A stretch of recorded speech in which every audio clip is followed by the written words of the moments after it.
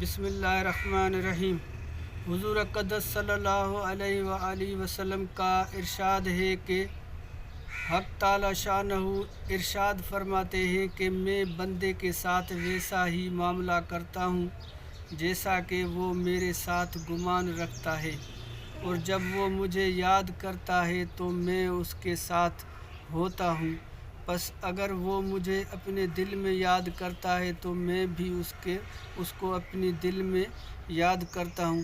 اور اگر وہ میرا مجمع میں ذکر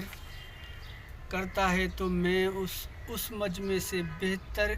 بہتر یعنی فرشتوں کے مجمع میں جو معصوم اور بے گناہ ہے تذکرہ کرتا ہوں، اور اگر بندہ میری طرف ایک باشت متوجہ ہوتا ہے تو میں ایک ہاتھ اس کی طرف متوجہ ہوتا ہوں، اور اگر وہ ایک ہاتھ بڑھاتا ہے